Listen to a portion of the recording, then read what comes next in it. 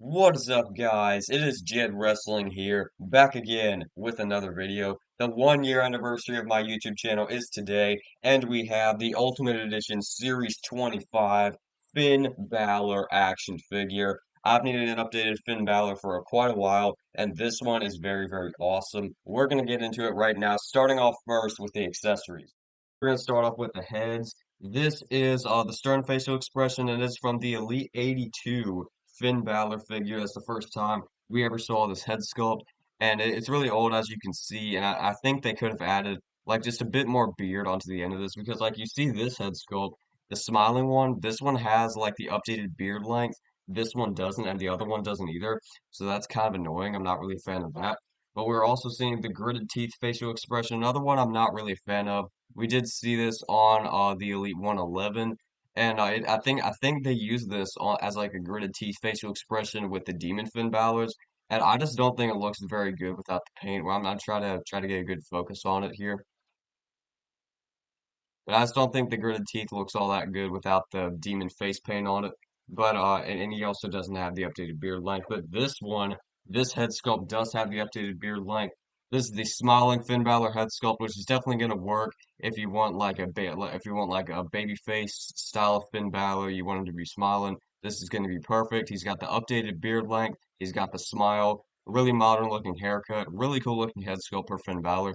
It does sit a little high on the figure, but I think it does look just like him. Get these Finn Balor gun pointing style of hands when he goes like this. You can put these on the figure. He does have the tattoo on the left hand, which looks really cool. Nothing on the right. He does have these interchangeable arms here, which work with the Judgment Day shirt. If you put it on, you can see like all of his tattoos, which we never really seen on Finn Balor, because all the updated Finn Balors we've seen like the sleeves, but we're actually able to see all the tattoo detail that they've been hiding from us here on these Finn Balor arms.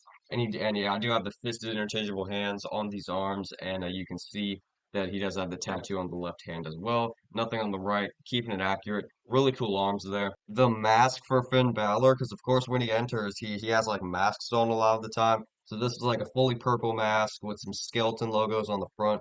There's not actually any buckles in the back that you like use to wrap it around the face. I thought that's what it would be. But what you do is you like take one of the head sculpts and you like push it under, I guess, and then I get it good in there. It's not gonna like fall out or anything, but it'll look like he is wearing the mask, which does look really, really cool, especially when it's on the figure. I'll be sure to show that. We do have the Judgment Day shirt, which is super duper outdated. This is like smaller versions of the Judgment Day members. You can see Damian Priest and Rhea Ripley, both of which are not in the Judgment Day anymore, so it's going to be a little outdated.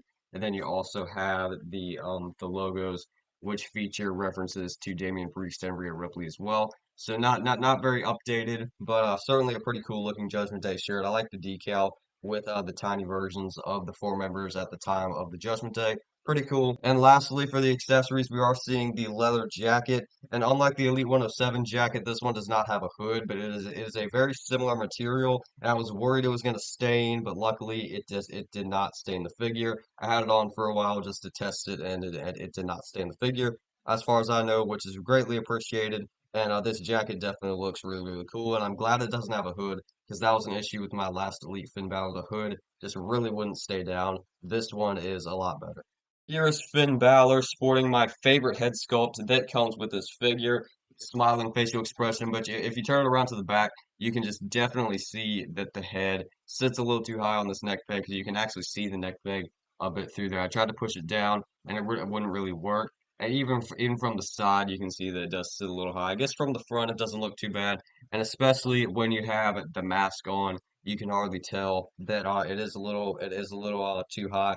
So there's definitely ways to fix that issue if that is an issue that you have, of course. He's got this shredded Seth Rollins style Ultimate Edition torso. This is the same torso that they use for Cody Rhodes Ultimates as well as Seth Rollins Ultimates, and it's absolutely shredded. Definitely does Finn Balor justice because he is absolutely shredded in his ab area. He does have the black arm sleeves going down on both arms, and if you look at the right arm, he does have the white X, and then nothing on the left arm. He does have the microphone holding hands with the same tattoo on his left hand, which looks really cool. And then moving down to this attire, this is a really, really cool attire. This is his black, white, and silver. War Games 2023 attire when he teamed with the Judgment Day to take on the team that had like Seth Rollins, Cody Rhodes, and Randy Orton and all that. It was an absolutely awesome match, and we are going to be getting a JD McDonough that matches this Finn Balor, and I'm definitely going to be sure to get that, especially if they like team together in more tag team matches. I would definitely like to have them matching. This is a really really cool gear. Run to the back, he does have the black outline pockets with the purple towel sticking out of his back pocket, and it's not going to fall out. Don't you worry about that. Moving down, you just have the white shoes, which I've been getting a lot of recently. It's on my Seth Rollins Elite 117. It's on a bunch of new Jey Uso figures, but it's definitely a good shoe mold. Moves really really nice. It's fully white. Now let's jump into the articulation. Into the articulation, you're going to be getting the head left to right movement, as well as the 360 on this neck peg. Moving down to the torso, he does have the diaphragm joint, which was really, really good. And you can also get a 360 on this torso since it's a Seth Rollins style. You can definitely do that if you want. Butterfly joints moving really good. Arms to the 360. Shoulders go up about that much on both arms. Bicep cut. Double jointed elbows. Hand rotation, hand hinge.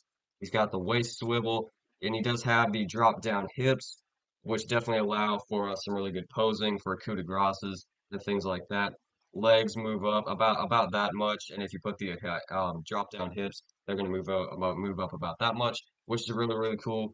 Legs move out about that much with the hip displacements involved, and he does have the thigh cut as well as the double jointed knee, which does have it's pinless, so it is going to be a little bit stiff, but on both of the legs even, but you can definitely wear it in.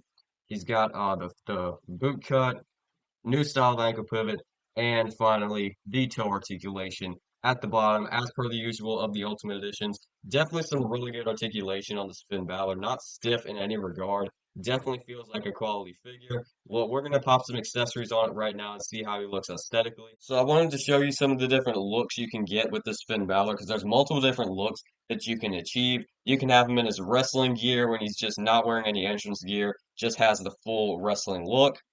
You can have him in his entrance look with the leather jacket, or you could have him in his promo look. Now, the shirt is obviously Velcro-less, like I detailed, so it's really, really hard to get on. But what you have to do, you have to actually take the head off and to take the arms off as well.